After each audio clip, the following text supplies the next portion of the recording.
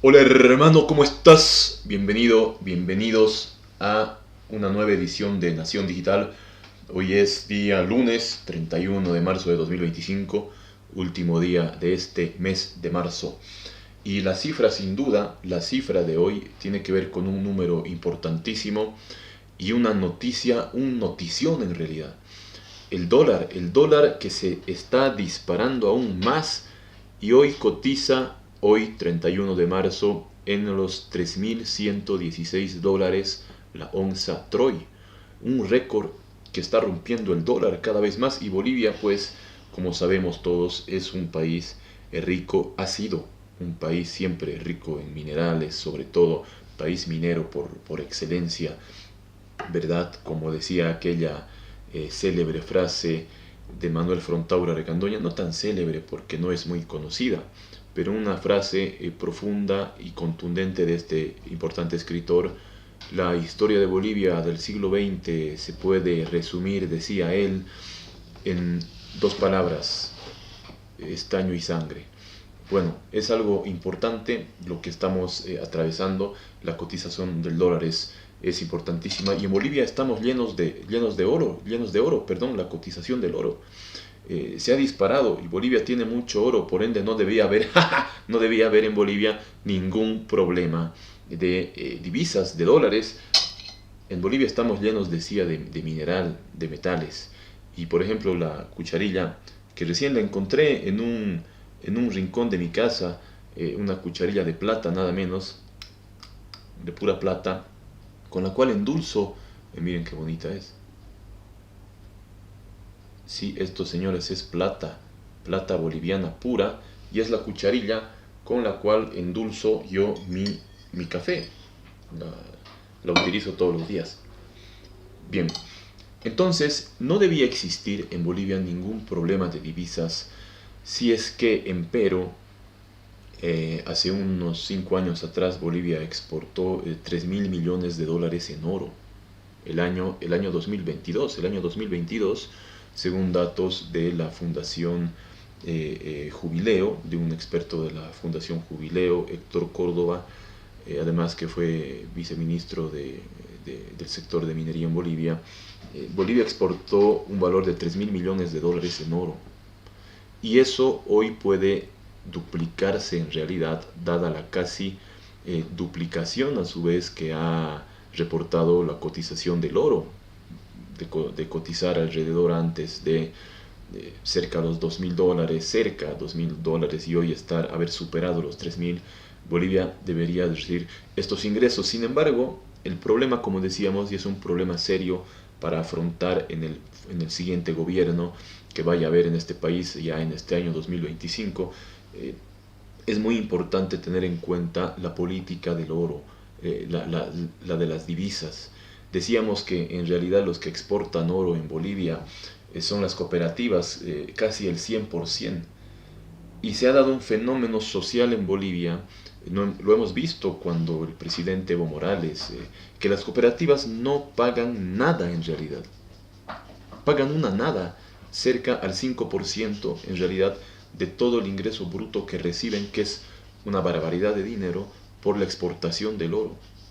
Pagan cerca al 5%, imagínense, de regalías. Una nada. El año 2000, por ejemplo, en cifras, cuando el oro cotizaba todavía en una cantidad en realidad muy modesta, estamos hablando del año 2022, hay datos concretos de esta gestión. Bolivia exportó oro por un valor de 3 mil millones de dólares el año 2021. Y de esos 3 mil millones de dólares, solamente se quedaron en el Estado 70 millones de dólares. O sea, compárese,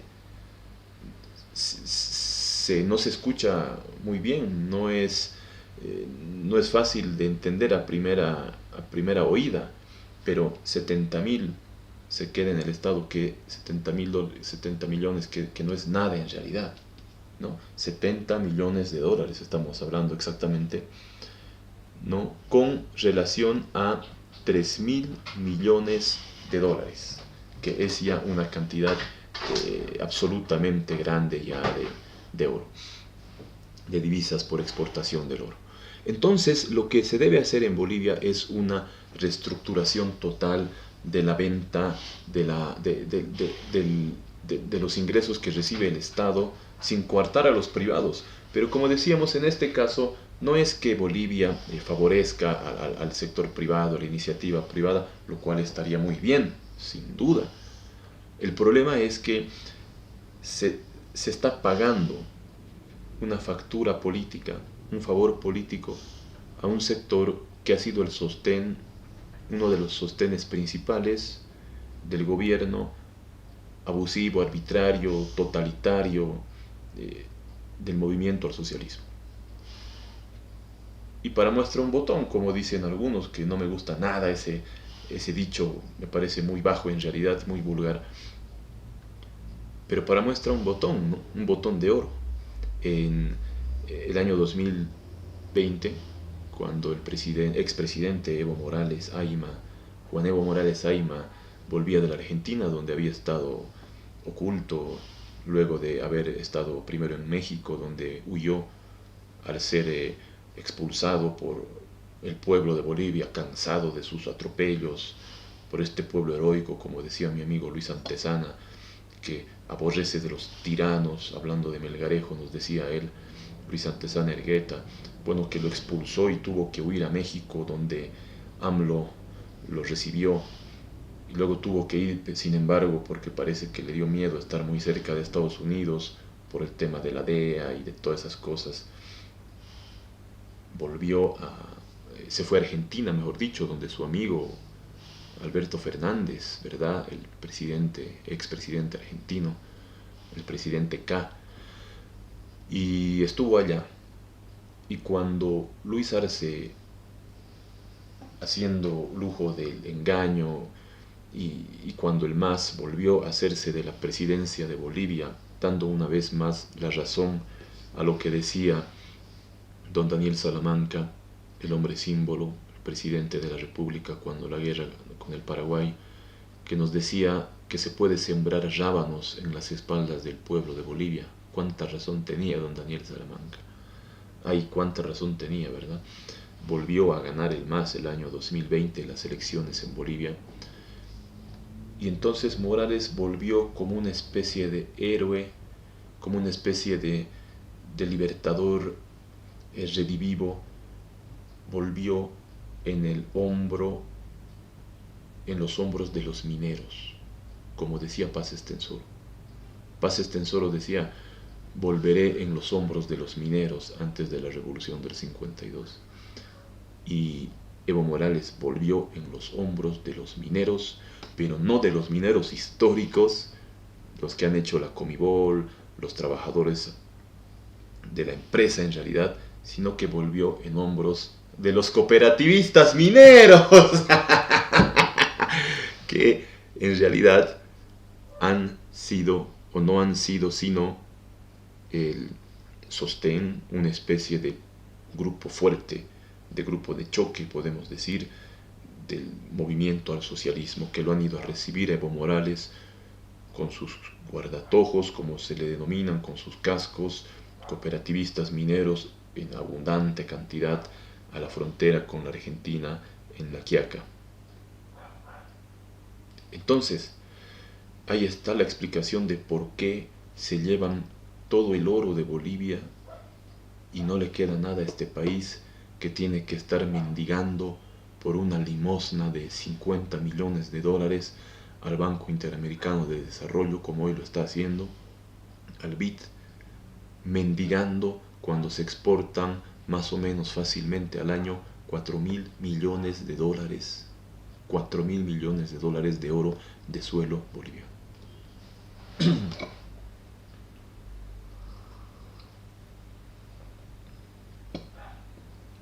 Es que esto es así. Estamos en una situación en que estamos pagando un favor que no es nuestro, que no los han hecho a nosotros, lo han hecho a otra gente, a otras personas, a otros por intereses privados y particulares, para construir Casa Grande del Pueblo y otras cosas.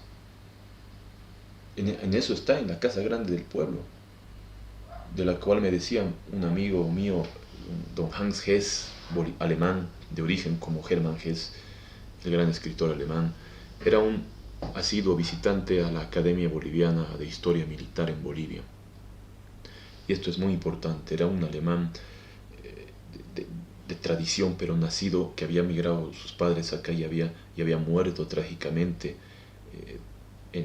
cerca donde murió el presidente Pando, en el Alto de la Paz, en el Kenco. Su padre había nacido acá y hablaba aymara. Don Hans Hess, perdón.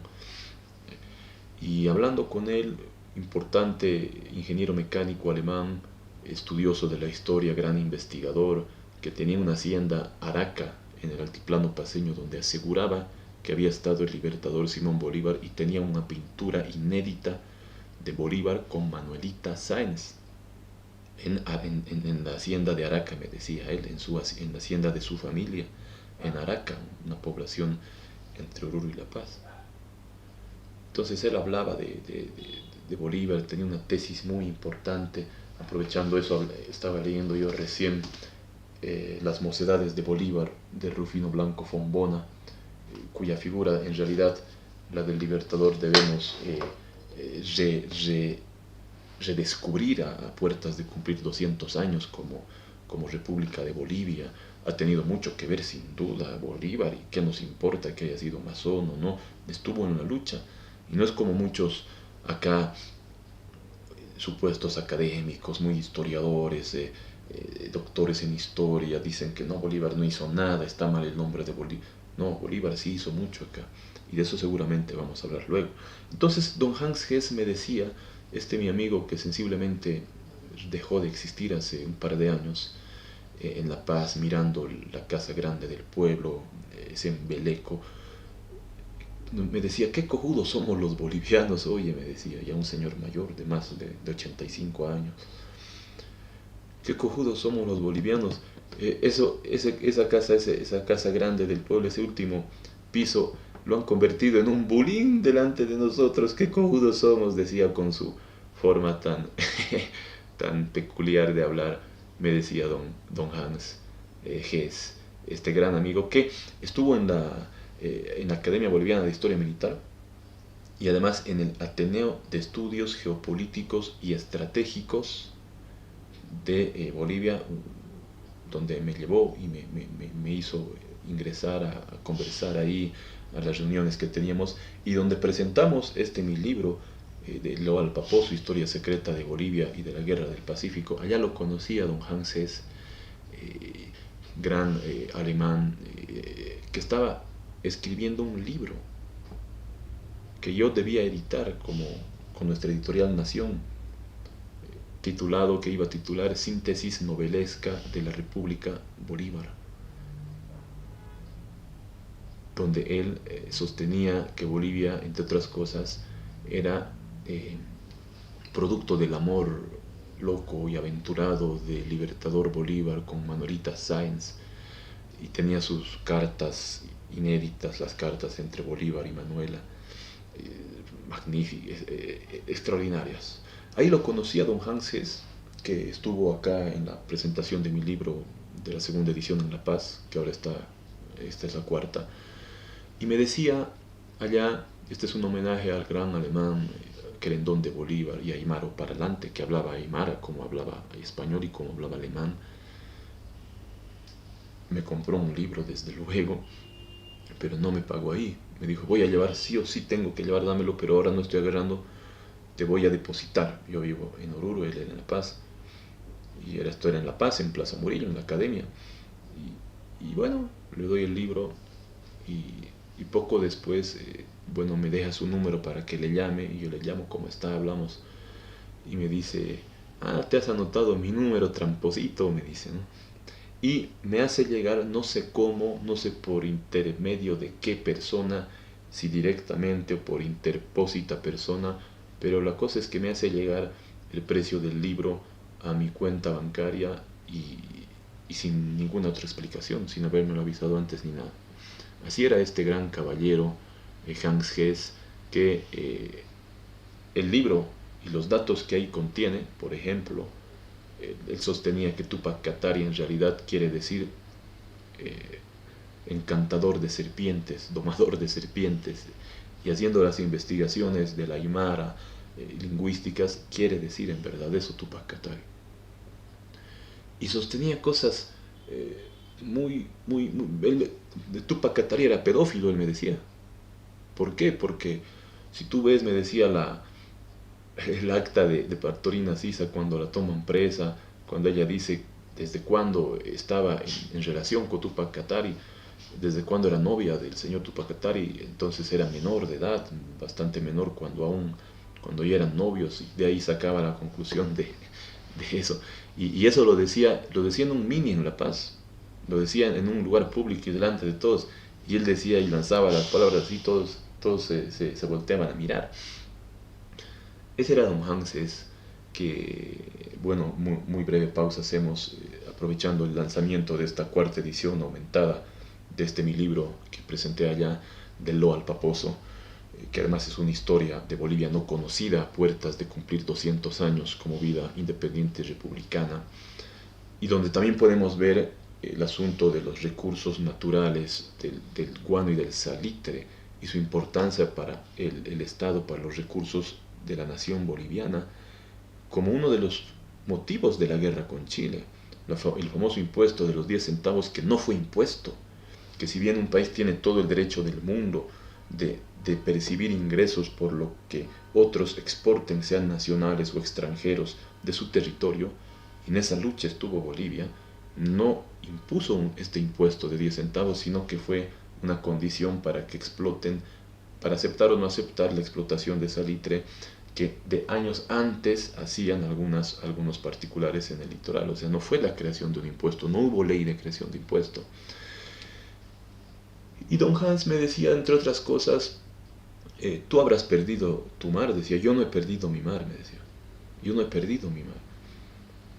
Y yo tengo mar y siempre he tenido mar desde los aymaras. Él se sabía aymara, apellidaba Hess, como Hermann Hess, alemana carta cabal. Pero él decía, yo soy aymara, y hablaba el aymara perfectamente. Decía, el aymara es una lengua gutural, y pronunciaba con una exquisitez digna de Vicente Pasuscanqui. Y él decía, yo era un tipo, pero tenía un sentido del humor tan fino que lindaba en lo anecdótico.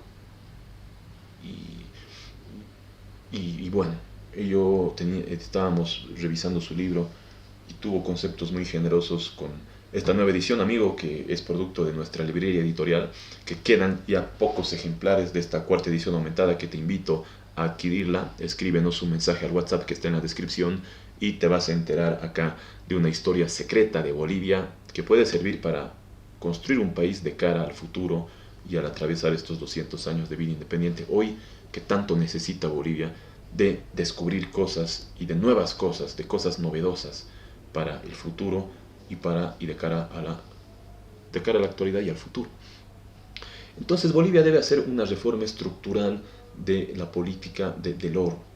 En realidad Bolivia se está dejando de lado, se está haciendo al loco con este tema del oro, por pagar un favor político que no debe existir más. Ya se debe revisar la ley de minería en Bolivia y particularmente en la explotación de metales y de minerales estratégicos como es el oro. El oro cotiza en todo el mundo y el oro es sinónimo de dólares.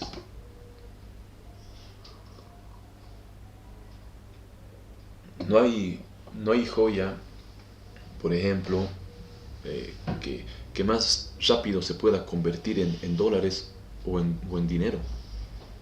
Uno va a cualquier joyería con un anillo de oro, con una joya, y le dan inmediatamente el valor que eso cotiza de acuerdo al peso. El oro es sinónimo de dinero, de divisas. No es como otros metales preciosos, semipreciosos que se ve o se analiza. El oro en todo el mundo es sinónimo de dólares, de divisa. Y el mundo hoy se rige por el patrón del dólar. Y el patrón del dólar es heredero del patrón del oro. Es por ello que el oro hoy en el mundo es sinónimo de dólares, en otras palabras. Y Bolivia, al ser un país tan rico en oro, no puede estar careciendo de divisas, de dólares. Habíamos dicho en la anterior edición que Bolivia podría incluso decretar, como lo hizo el presidente Bush, y fue una medida heroica en 1937, decretó la entrega de divisas obligatorias a los grandes empresarios y exportadores de estaño de Bolivia, como Simón Patiño, como Aramayo y Mauricio Hochschild, y para que entreguen sus divisas, sean libras esterlinas, me parece que eran en esos años, al Banco Central de Bolivia, para que pueda fortificarse y no carecer de divisas de esa moneda extranjera en el país. Y entonces el banco le iba a entregar en moneda de curso nacional, en moneda nacional, a los exportadores por un tiempo limitado. Y decíamos en la anterior emisión, Bolivia, en una situación de crisis como la actual, de divisas, de crisis de divisas, podría ser una medida similar. Pero obviamente el presidente no se va a animar, porque nos falta ese temple, ese espíritu de esas gentes de otro tiempo. Ese hombre del tiempo heroico del que nos hablaba Gustavo Adolfo Otero, refiriéndose a Antonio José de Sucre, al soldado filósofo. Y ese es nuestro objetivo también desde acá, desde Nación Digital, rescatar estas figuras, estas personas y estas obras, que sin duda ese ejemplo puede servir para evitar días de dolor, de sufrimiento y de perjuicio, como en los que estamos hoy en Bolivia. Entonces puede ser una medida transitoria aquella, porque muchos años ya ha sido un beneficio demasiado liberal, demasiado libre y generoso por pagar un favor político. Ciertamente se ve por la afinidad que hemos ya referido de los cooperativistas, en este caso auríferos, con el gobierno central, o un favor que paga el gobierno central a los cooperativistas mineros.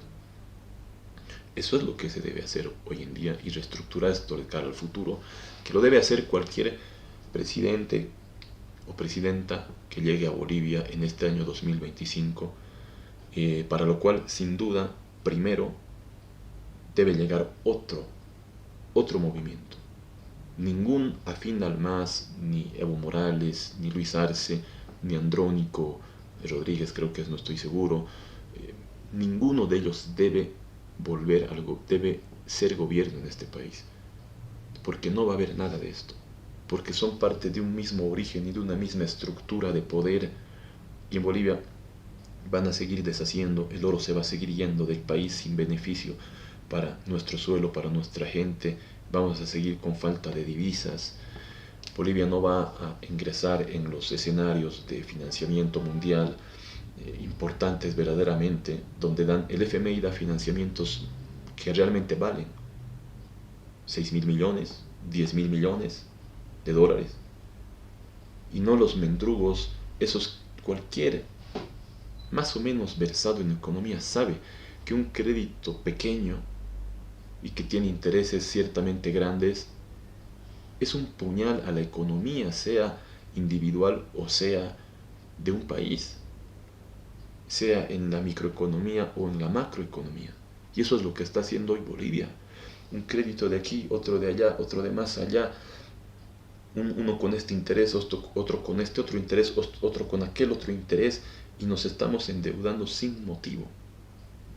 Bolivia, como decíamos, el gobierno de Arce Catacora hoy llora, clama, ruega, se arrodilla por una limosna de 50 millones de dólares. Y devuelve, dice, no queremos esto, no necesitamos, somos soberanos, un verdadero financiamiento de alrededor de 327 millones de dólares, con un interés de 1.7%, para luego gestionar un crédito con un interés del 4.56%. ¿De qué estamos hablando entonces, bro? ¿De qué estamos hablando? Yo sé de qué estamos hablando. De que es urgente cambiar todo este sistema abyecto, putrefacto, que por ya casi, imagínense, casi 20 años está sojuzgando a un pueblo que, como dice su himno, no debe ser sojuzgado jamás.